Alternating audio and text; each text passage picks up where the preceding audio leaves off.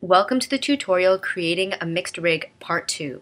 In this tutorial, I'm just going to continue from where we left off in the previous tutorial, Creating a Mixed Rig. So the first thing I'd like to talk about are these pink X's.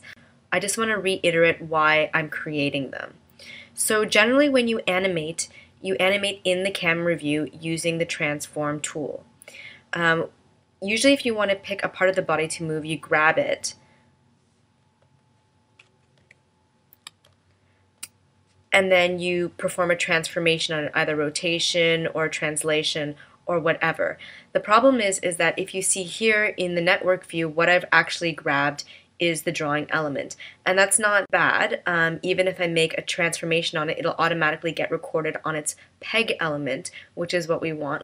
However, a lot of the time we want to grab an entire group. So the arm, the forearm, and the hand. This is why we group them with a peg. But what we actually did is that we used a drawing module in place of a peg for several of the advantages I told you about in the previous tutorial. The other great part about this is that if you want to select this entire arm in the camera view and not just through the timeline or through the network view by doing something like this, so now I've selected the entire arm, what we can actually do is actually draw something on this drawing module, and that's not something you can do with the peg module. So then when we actually want to select this entire arm in the camera view, we need only to select that drawing object, which in this case is a pink cross. So between the two tutorials, I've actually moved some of the crosses and added crosses. You might notice that I got rid of the crosses that were on the pupils, and that's because it's going to be difficult to grab some of these objects separately if those crosses are there. So instead, I just decided to put a cross in the center to represent all of the facial features. So let's go over all the crosses that exist on the rabbit. So the center one, as I mentioned, are the facial features. This one right here is actually for the entire head, which means it'll take care of the head, the facial features, and the ears. And if we look here, we see indeed it goes to the Karate Rabbit head peg. And then if we want to select the cross just beneath it, so that X was drawn on the neck peg, which controls everything below it, which includes the head, the facial features, and the ears. And then if we want to grab this one right here, that's at the navel of the Karate Rabbit, we realize that it selects the upper body peg, so that controls everything from the waist up. So that's the arms, the forearms, the hands, the tail, the neck, the head, the facial features, and the ears. Then if we want to select the one below it, that's actually on the pelvic region or the hips, we're selecting the lower body. So that controls the hips and the legs and all the components of the legs, being the tibia and the feet. You can see that going down. And then I think the other ones I actually went over with you. So each of these crosses controls an entire leg. Each of the lower crosses control an entire lower leg, being the foot and the tibia. Same with the X's at the elbow joint. It's the lower arm, being the forearm and the hand. And the ones at the shoulder, of course, control the entire arm. So one thing we didn't do in the previous tutorial is extend the exposure of these X's in the timeline. So I'm going to do that now. I know that for this view, the X should go up to the 8th frame. So I'm actually going to do two things. I'm going to just pull this so that we can see the names, and also I'm going to zoom in on the timeline so that it's bigger. So you can right click on the 8th frame and say extend exposure, or use the keyboard shortcut F5. Ironically enough, the software that displays the keyboard shortcuts that you see on the screen is controlled by the keyboard shortcut F5, so I can't do it using F5, so I'm going to do them all manually, but it really is quite fast if you just use F5.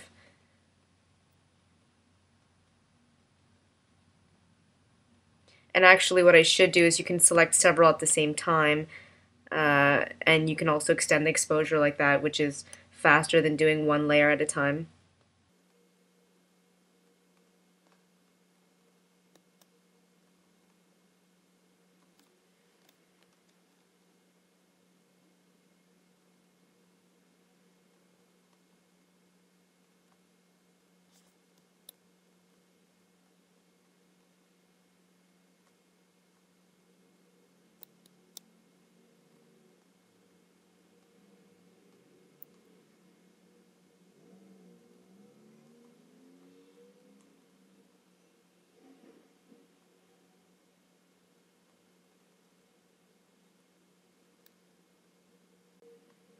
So I'm pretty sure that's all of them. It's good that I actually labeled these drawing module slash pegs in capital letters. It made it quite easy to find in the timeline.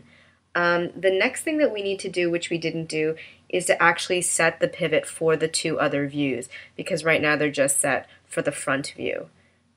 And actually, I don't think I set all of the pivots with you. I showed you how to copy them from the drawing element layers, these blue layers, and then use a paste special to paste them onto these higher peg slash drawing module layers. But I didn't do them for all of them. So I might just quickly select them all so you can see, with the transform tool where they are.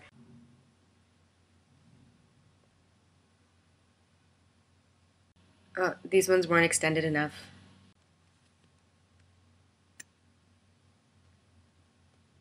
There we go. So if you look at the upper body peg, the pivot is exactly in the navel, and that is the pivot from the body that I copied it from. The neck pivot obviously comes from where the pivot was placed for the neck. The head pivot is on the chin and it's taken from the head. The facial features had no specific pivot that I was copying and pasting from. I actually tried to put equidistant from the eyebrows and the bottom of the mouth, so it includes the eyebrows, the eyes, the nose, and the mouth. So the torso is also from the body. So the pivot for the torso and the upper body were copied from the body element.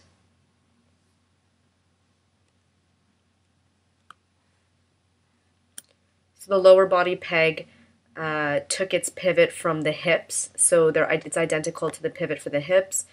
We did the legs together, so we know it's for the upper part of the legs. I think that's pretty much it. So now we have to set the pivot for the 3/4 profile view. Once again, I'm also going to speed up this part of the video, but now that you know where I'm taking the pivots from, you should be able to follow along pretty easily.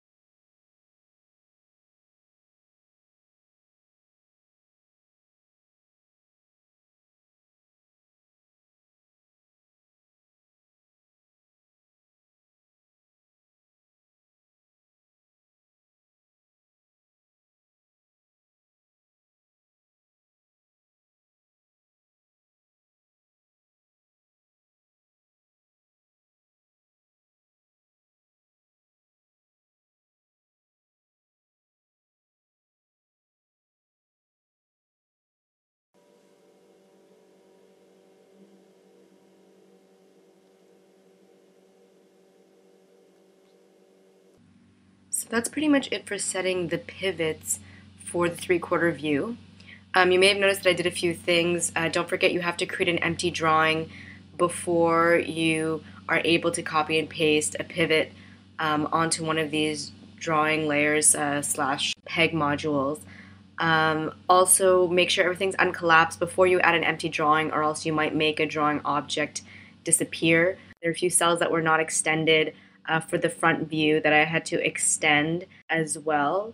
And there's a few pivots that I found didn't put in a good position the first time I set all the pivots, so I used the pivot tool here to reposition them on the drawing before I copied and pasted them. And once again, for the facial features, I didn't copy and paste it from a different layer. I really just decided to center it between the facial features. What I should redo is re-enable the body here.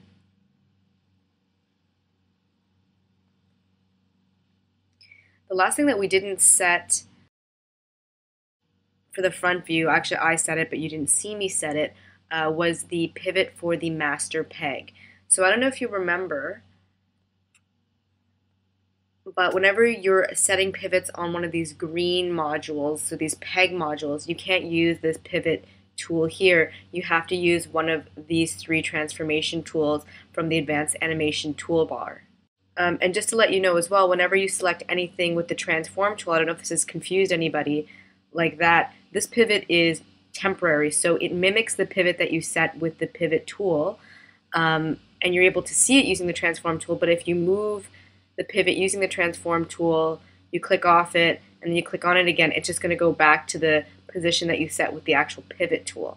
So anyway, let's look at where I set the pivot for the master peg for the front view. And if you can see, it's somewhere between the lower legs and the hips. And once again, you have to use one of the tools here, such as the rotate tool. But once I've set my pivot, I don't know if you remember this, but I can't set it for different views. That's the reason that we were using these drawing modules instead of pegs, because then we can divide up these empty drawings that we put into different views. So once it's set, it's going to be in the same place for the three-quarter profile as well as the profile view.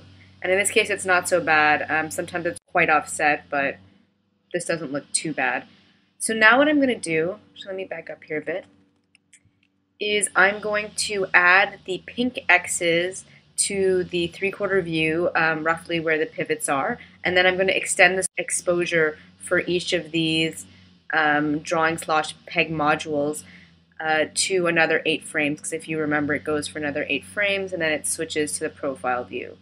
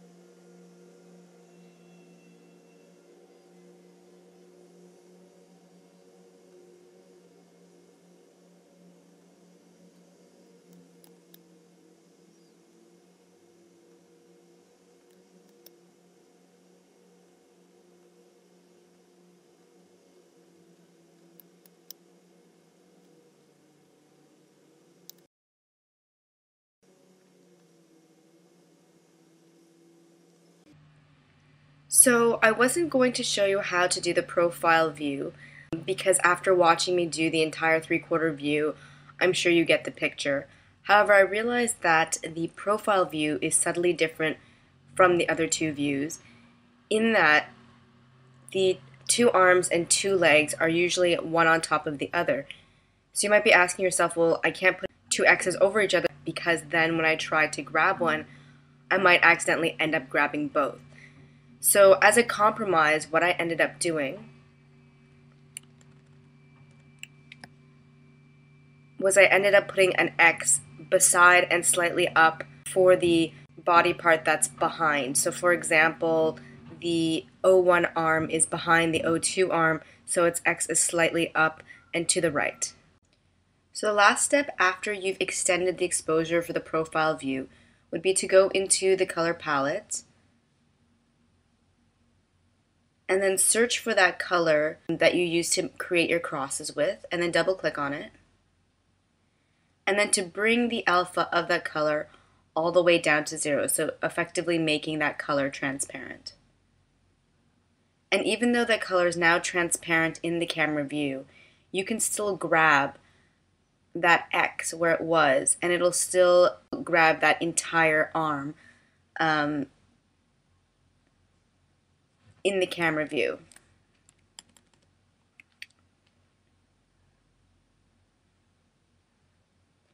Like that.